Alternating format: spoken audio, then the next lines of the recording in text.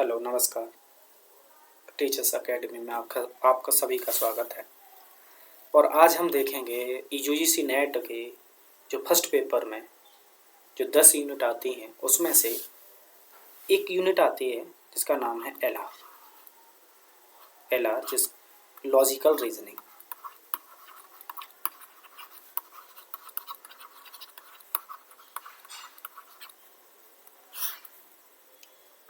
Logical reasoning.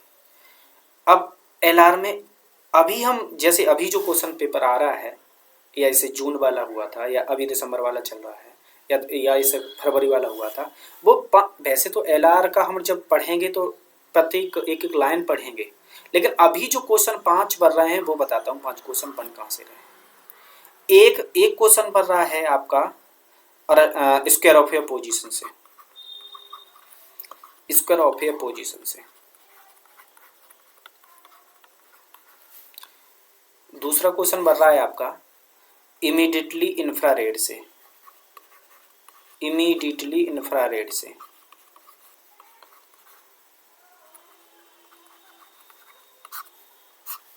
तीसरा question बन रहा है आपका फेल्सी से। चौथा क्वेश्चन बन रहा है आपका लॉजिकली इक्विवेलेंट से।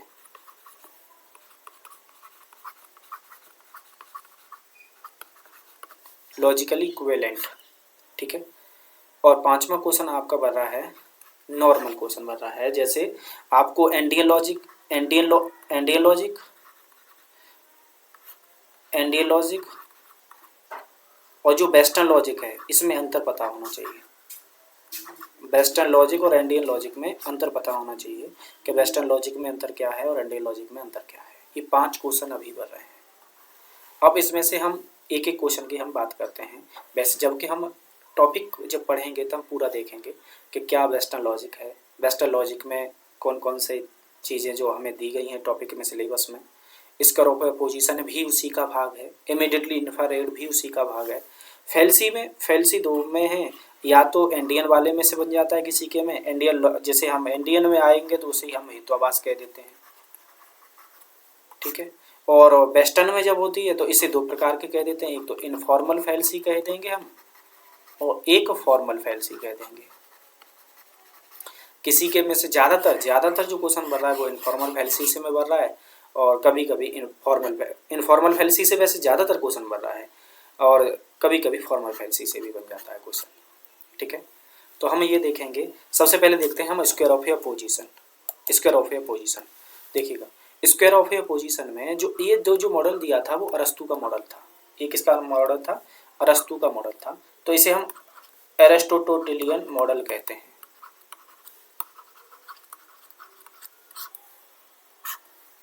ओके, इसे क्योंकि ये वर्ग के रूप में दिया था उन्होंने, स्क्वायर के रूप में दिया था उन्होंने, एक मिनट, क्योंकि उन्होंने स्क्वायर, थोड़ा सा मैनेज करिएगा, लिखने में थोड़ी सी प्रॉब्लम होती है, बार के बाद में हो जाएगी सही। देखो, उन्होंने स्क्वायर दिया था इसलिए उसे स्क्वायर ऑफ ए पोजीशन इसी कह देते हैं। स्क्वायर दूसरा नाम इसका square of A position. Question पूछता है वो स्क्वायर ऑफ ए पोजीशन से क्वेश्चन पूछता है। तो ए, ई, आई और ओ।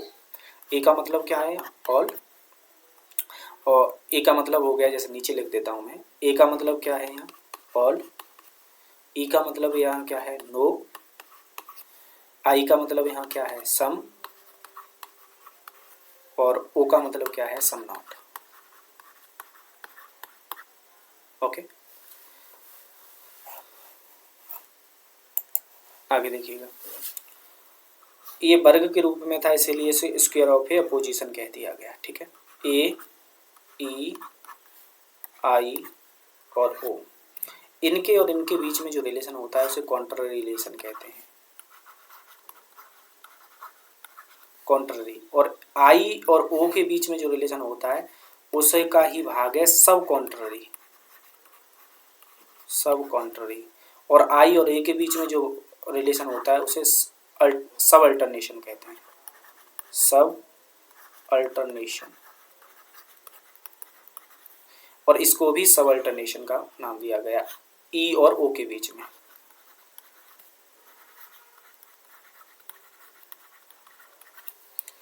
और ए और ओ के बीच में और ई और आई के बीच में, इन दोनों के रिलेशन को कॉन्ट्राडिक्टरी रिलेशन कहते हैं। Contradictory relation. अब क्वेश्चन कैसे आता है, क्वेश्चन देखते हैं। क्वेश्चन को पूछता है कौन रिलेशन कॉन्ट्ररी है, कौन रिलेशन कॉन्ट्ररी है। तो कॉन्ट्ररी हमने देखा ए और ई है, तो ए और ई, क्या उसने ए ई लिखा होगा? नहीं, तो उसने बनाकर लिखा होगा। जैसे लिखा होगा उसने all man are good, all man are good. दूसरा लिखा होगा नो मैन आर गुड। और जब रिलेशन पूछ रहा हो वो कॉन्ट्ररी, तो ए और ई चाहिए, क्योंकि हमने ए और ई कॉन्ट्ररी देखे हैं। तो हम देखेंगे ए को ढूंढेंगे ऑप्शन, और नो को ढूंढेंगे, ऑल को ढूंढेंगे और नो को ढूंढेंगे। चूंकि ऑल वाला होता है ए और नो वाला होता है ई, और ए कॉन्ट्ररी रिलेशन होते हैं। तो हमारा आंसर ऐसे ए और ई हो जाएगा, जहाँ लिखा होगा ऑप्शन में। और दूसरा पूछता है सब कॉन्ट्ररी रिलेशन, सब कॉन्ट्ररी। तो सब कॉन्ट्ररी रिलेशन कौन सा होता है? आई और ओ। क्या उसने आई और ओ लिख दिया होगा ABCD में? नहीं, तो उसने लिखा होगा, आई को लिखा होगा उसने सम, उसने लिखा होगा some man are good, some man are good. और ओ को क्या लिखा होगा? Some man are not good, some man are not good. तो ये हो गया आई और ये हो गया हमारा ओ। ओके, कैसे पूछा होगा उसने? या तो कॉन्ट्ररी रिलेशन पूछा होगा, या सब कॉन्ट्ररी रिलेशन। और हजारियों क्वेश्चन है ऐसे प्रीवियस पेपर में, एक नहीं हजारियों क्वेश्चन। कॉन्ट्ररी का रिलेशन क्या है, सब कॉन्ट्ररी का रिलेशन क्या है, और पूछ रहा है सब अल्टरनेशन। सब अल्टरनेशन दो हो गए, ए और आई और ई और ओ। अब क्या उसने दो दिए होंगे ऑप्शन में? नहीं, उसने एक ऑप्शन में दिया होगा। ए और दिए उसने ऑप्शन 4 दिए होंगे, ए को भी दिया होगा, ई को भी दिया होगा, आई को भी दिया होगा, ओ को भी दिया होगा। सब अल्टरनेशन जब हम देख रहे होंगे ना, तो ए एक रिलेशन ही दिया होगा, एक उसने ऑप्शन ही नहीं डाला होगा। ए ही होता है कॉन्ट्राडिक्टरी में। कॉन्ट्राडिक्टरी में ए और ओ, दो ए और ओ भी होता है कॉन्ट्राडिक्टरी, और ई और आई भी होता है कॉन्ट्राडिक्टरी। क्या ऑप्शन दो दिए होंगे? नहीं, एक ऑप्शन ही नहीं दिया होगा। या तो ए और ओ के बीच में रिलेशन दिया होगा, या ई और आई के बीच में, जब कॉन्ट्राडिक्टरी पूछ रहा होगा तो। तीसरा कैसे पूछा जाता है क्वेश्चन? तीसरा इससे ऐसे क्वेश्चन पूछा जाता है, ए ई आई और ओ, ए कॉन्ट्ररी हो गया रिलेशन। ये हाँ, दूसरा रिलेशन जो पूछा जाता है, ए यदि ट्रू हुआ तो ई कभी ट्रू नहीं हो सकता। ये एक साथ ट्रू नहीं हो सकते, लेकिन एक साथ ये फॉल्स हो सकते हैं। और आईओ भी, आईओ इसका अपोजिट है, क्योंकि ये क्या था? कॉन्ट्ररी, और ये था सब कॉन्ट्ररी। एक साथ फॉल्स हो सकते हैं, लेकिन एक साथ ट्रू नहीं हो सकते। क्या ऐसे ही लिखता है? हाँ, ऐसे ही लिखता है। कैसे लिखता है मैं बताता हूँ। Both can not true but, या ऑल्दो, ठीक है, कैन बी फॉल्स। एक साथ ट्रू नहीं हो, both can not be true, एक साथ ट्रू नहीं हो सकते। तो कौन सा रिलेशन पूछना चाह रहा है वो? ए और ई का रिलेशन पूछना चाह रहा है। ए और ई ऑप्शन में उसने कहीं वही ऑल मैन आर गुड और नो मैन आर गुड, ये कहीं लिखा होगा, वही हमारा आंसर होगा। ये नीचे वाले के लिए क्या लिखता है उल्टा इसका? बोथ कैन नॉट फॉल्स, एक साथ क्या नहीं हो सकते? फॉल्स नहीं हो सकते। What can be true. Okay, both can not be true, एक साथ ट्रू नहीं हो सकते, लेकिन एक साथ फॉल्स हो सकते हैं। और इसमें क्या है? एक साथ, इसमें क्या है? एक साथ ट्रू, सॉरी गलत हो गया इसमें, एक साथ ट्रू हो सकते हैं, ये एक साथ ट्रू हो सकते हैं, लेकिन एक साथ फॉल्स नहीं हो सकते। ऊपर वाले को उल्टा है ना, तो वही लिखा है मैंने, both can not be false, एक साथ फॉल्स नहीं हो सकते। वट कैन बी ट्रू, एक साथ ट्रू हो सकते हैं। देखो, एक साथ ट्रू हो सकते हैं। रिलेशन किसका पूछना चाह रहा है जी? आई और का। ओके, स्क्वायर ऑफ अपोजिशन से या अरेस्टेड मॉडल से ए क्वेश्चन पूछे जाते हैं। और ए और यहाँ और बता दूं मैं, ए और आई का रिलेशन जो होता है, यदि ये ट्रू होगा, जैसे ये ऑल वाला है और आई सम वाला है, हम तो रीजनिंग लगाते हैं ना, ऑल वाला सही होता है तो सम वाला तो वैसे ही सही होता है ना, तो ये यदि ट्रू होगा तो ये भी ट्रू होगा। और यदि सम वाला गलत हो गया तो ऑल वाला कैसे सही हो जाएगा, सम में ऑल नहीं आता ना, तो ये यदि फॉल्स हुआ नीचे से तो ए भी फॉल्स हो जाता है।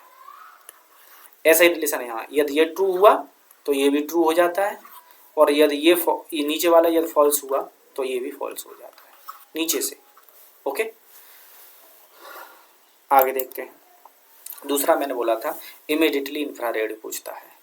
इमीडिएटली इंफ्रारेड सभी लोग इसी से निकालते हैं इमीडिएटली इंफ्रारेड को, लेकिन इमीडिएटली जो इंफ्रारेड है वो इससे नहीं निकलता, जो हम तुम अभी देखा।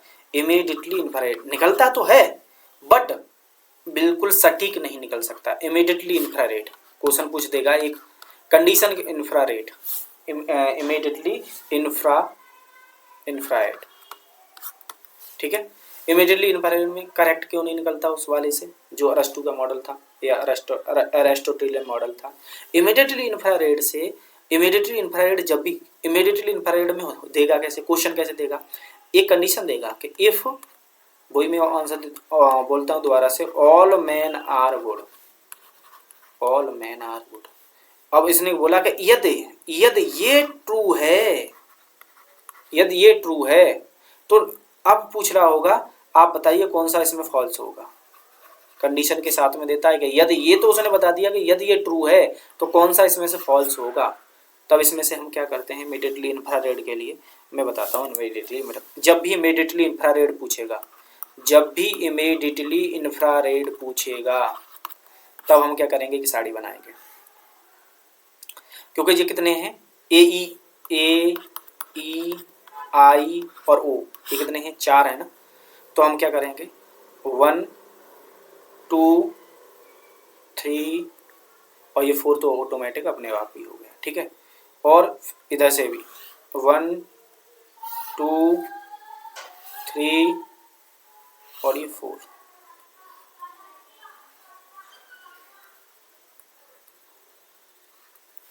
ओके। अब लिख लेते हैं यहाँ पर ए ई आई और ओ, ओके। अब ये देखते रहना, ये यहाँ से टी, कैपिटल टी और ये वाली भी टी, क्योंकि याद रखना हर लेटर 4 बार आना चाहिए, क्योंकि ए ई आई ओ ये 4 है ना, तो हर लेटर कितनी बार आना चाहिए, 4 बार आना चाहिए। तो देखो ए से हमने जो लिखना शुरू किया, A T, capital T T T T, okay. अब यहाँ से एफ, कैपिटल एफ, फिर कैपिटल एफ, फिर कैपिटल एफ, फिर कैपिटल एफ, फिर बचा हुआ जो यहाँ पर है वो स्मॉल एफ टी और जो बचा हुआ है डी डिटरमाइंड डी और डी, ओके। अब देखो जैसे क्वेश्चन दिया होगा उसने, जैसे इफ कंडीशन लगा के दिया होगा कि जैसे मैं बोल रहा था कि all man are good, all man are good, और इमीडिएटली इंफ्रारेड पूछ रहा होगा कि ये क्या दिया होगा, उसने बोला होगा, खुद ही बोलेगा कि ये ट्रू है, कौन सी ये ट्रू है, तो इसमें से फॉल्स कौन सा होगा। तो मुझे एक बात बताओ, ऑल मैन, पहले तो ऑल हम चेक करेंगे कि ऑल है क्या, ए है ना, क्योंकि ये देखो यहाँ पर ये ऑल से हम पता करेंगे कि ए है, जब नो लिख रहा होगा तब हम पता करेंगे कि ये ई है, और आई तब हमें पता होगा कि ये यहाँ हम सम लिखेगा तब वो आई है, और सम नॉट लिखेगा तो क्या है, ओ है। ऐसे ही तो हमें पता चलेगा। तो उसने लिखा है ऑल मैन आर गुड, मैंने देखा यहाँ से ये है ए, और ए इसने कंडीशन में दे रखा है, ए वाली सी में आउट ट्रू दे रखा है ए वाले में, ठीक है। इसने पूछा क्या बाद में, फॉल्स, तो कैपिटल एफ में जाना हमेशा, स्मॉल एफ में मत जाना, कैपिटल एफ में। तो एफ कौन, देखो ये रहा, यदि एक ही आंसर पूछा होगा तो ये होगा ओ वाला। सम नॉट वाला जो होगा वो क्या होगा, सम नॉट वाला होगा वो क्या होगा, इमीडिएटली इनफैरिएट में फॉल्स होगा यदि all man are a good true दे रखा है उसने तो। ये और दो ऑप्शन पूछे हो तो और कौन बचा, एफ, ई भी एफ होगा, ई भी एफ होगा। यदि उसने यहाँ पर यही all man are a good true दे रखा होता, यहाँ पर फॉल्स की जगह पर वहां पर ट्रू पूछा होता, क्या ट्रू बताओ, तो ट्रू तो एक ही दिख रहा था आई।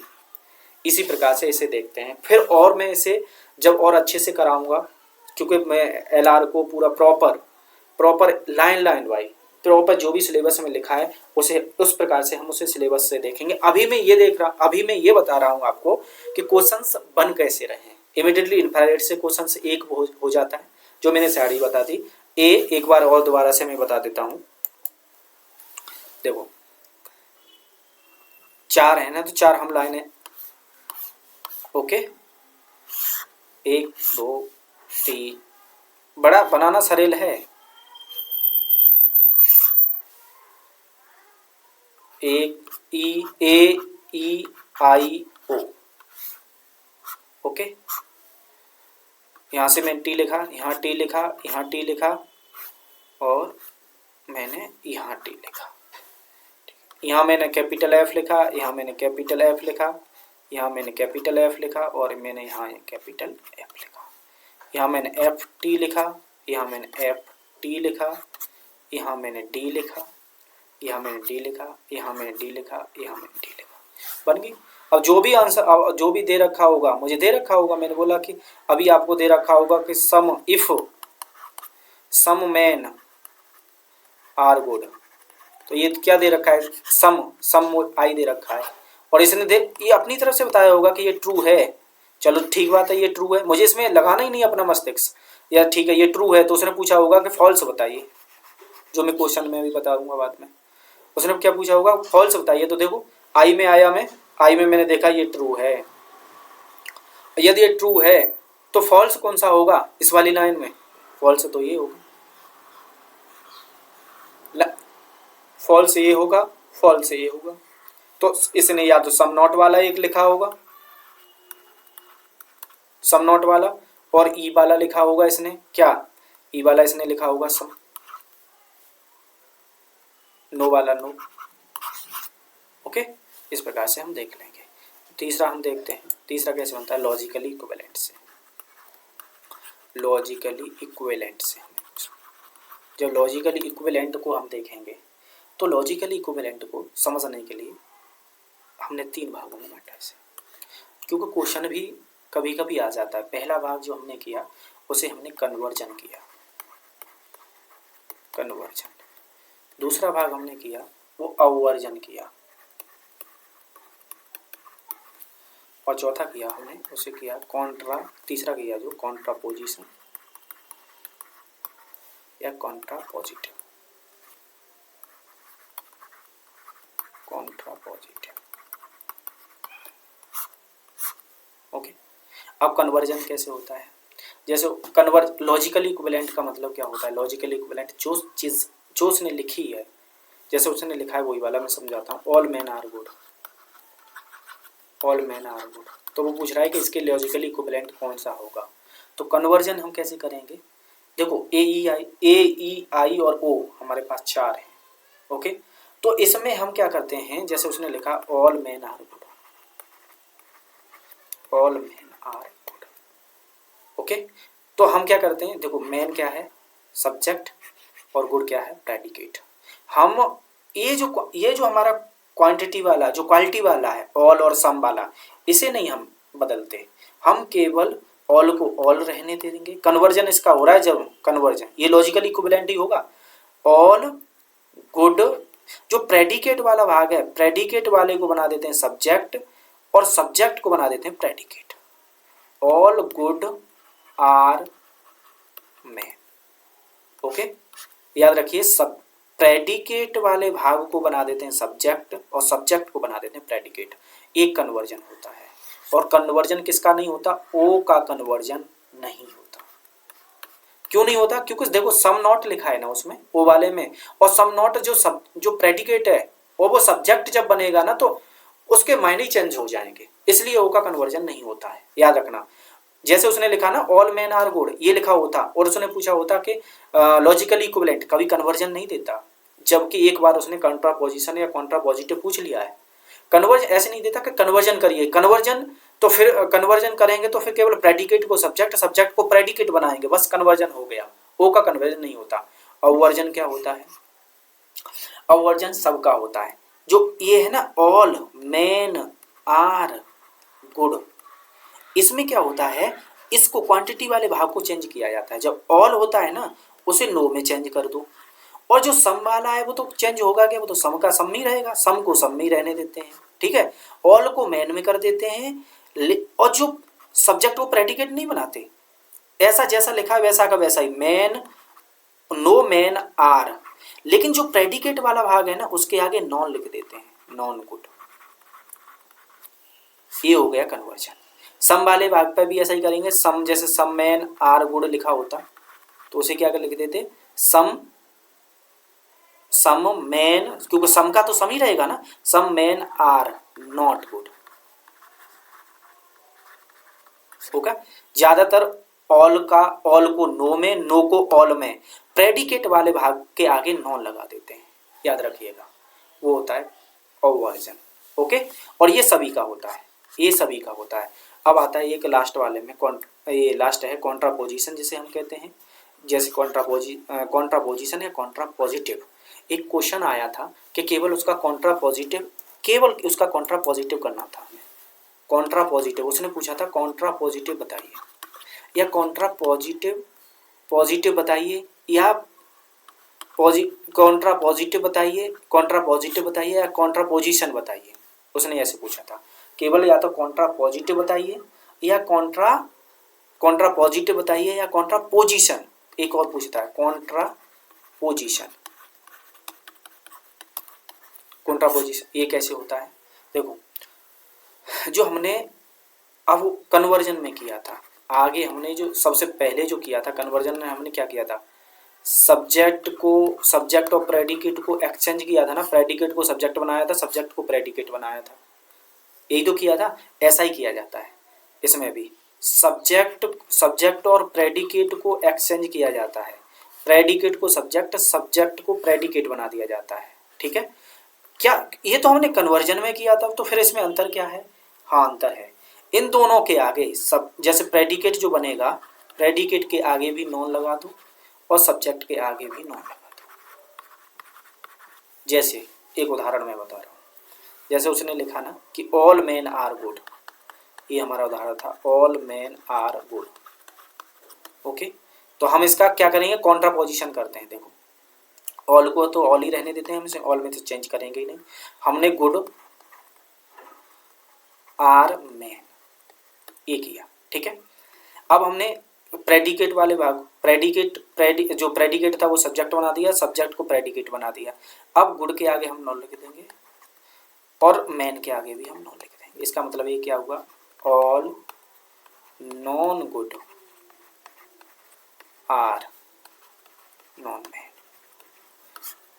इस प्रकार से लॉजिकल इक्विवेलेंट में हम देखते हैं, ये तीन टाइप्स हैं लॉजिकल इक्विवेलेंट के, कि ऑल को ऑल हमने रहने दिया किसमें, कॉन्ट्रापोजिट। ये आपको एक और बात बताऊं, आपको इतनी टेंशन वाली बात लेने की है नहीं, क्योंकि वो सीधे आपसे लॉजिकली इक्विवेलेंट पूछ रहा होता है, सीधे लॉजिकली इक्विवेलेंट। और लॉजिकली इक्विवेलेंट में ये नहीं है कि कन्वर्जन करना है, ये नहीं है कि अवर्जन करना है, ये नहीं है कॉन्ट्रापोजिशन करना है। हमें लॉजिकली इक्विवेलेंट में दे रहा होता है, तो हम ऑल जब दे रखा होता है तो हम सीधा नो देखते हैं, ऑल को हम चेंज करते हैं नो में, और प्रेडिकेट वाले भाग पर नॉन लगा देते हैं, सब्जेक्ट को सब्जेक्ट ही रहने देते हैं। एक तो एक लॉजिकल इक्विवेलेंट में ये होता है। ऑल वाला हो गया, सम वाला एक दूसरे में एक्सचेंज हो जाता है, और ऑल को ऑल ही रहने दो, ऑल को ऑल ही रहने दो, ऑल को ऑल ही रहने दो। क्या करो, जो प्रेडिकेट वाला भाग है उसे, जो प्रेडिकेट वाला भाग है उसे सब्जेक्ट बना दो, और सब्जेक्ट वाला भाग है उसे प्रेडिकेट बना दो, ऑल को ऑल ही रहने दो, हो गया। ये दो तीन प्रकार से लॉजिकल इक्विवेलेंट होता है। एक तीसरा क्वेश्चन से ये पूछा जाता है। चौथा क्वेश्चन कौन सा आता है, मैंने बोला था फेल्सी से आता है, जिसे अभी करना कठिन है। फेल्सी से अभी करना कठिन है, क्योंकि इसमें से दो बटी तीन टाइप्स की फैलेसी बची हुई हैं। एक तो जो हम एंडियन में देखते हैं उसे हेतुवावास कहते हैं हम, और एक फॉर्मल फैलेसी है और एक इनफॉर्मल फैलेसी है, एक इनफॉर्मल फैलेसी है। और क्वेश्चन कहाँ से बनता है, और एक क्वेश्चन से जो बनता है वो आपका बनता है इंडियन लॉजिक और वेस्टर्न लॉजिक में अंतर। वेस्टर्न लॉजिक, जो वेस्टर्न लॉजिक वाली है ना वो अरिस्टोटेलियन को ही लिया गया है, तो इसलिए वो कभी कहता है कि ये इंडक्टिव। देखो ये वाले अंतर बताता हूँ थोड़ा सा मैं। जो इंडियन लॉजिक में जो लिया गया है, इंडियन लॉजिक में उससे जो प्रमाण है ना उसमें से एक न्याय सिलोजिज्म है, न्याय को लिया गया है इसमें। तो वो कभी कभी न्याय सिलोजिज्म के अनुसार और एरिस्टोटेलियन मॉडल के अनुसार पूछता रहता है। जैसे वो इसे लिखता है कि ये डिडक्टिव होता है, ये डिडक्टिव होता है, जबकि हमारा जो न्याय सिलोजिज्म है वो इंडक्टिव प्लस डिडक्टिव दोनों होता है, इंडक्टिव प्लस डिडक्टिव दोनों होता है। ठीक है, ये हमारा वाला नॉन वर्बलिस्टिक होता है, जबकि ये वर्बलिस्टिक होता है। इसमें प्रीमाइज 1, प्रीमाइज 2 और एक कंक्लूजन, इसमें 3 होते हैं, जबकि हमारे में 5 होते हैं। फून के नाम से PHWN फून। जब ओके, ये बेसिकली इनमें अंतर है। ओके, इनमें बेसिकली अंतर है। और जब भी हम इसे देख रहे होंगे ना लॉजिकल रीजनिंग को, जब भी हम इसे मतलब जो भी लिखा हुआ सिलेबस है उसके अनुसार जब हम देख रहे होंगे तो हम एक एक करके देखेंगे। वर्तमान में अभी यहीं से 5 क्वेश्चंस पढ़ रहे हैं। ओके, थैंक यू, मिलते हैं कल।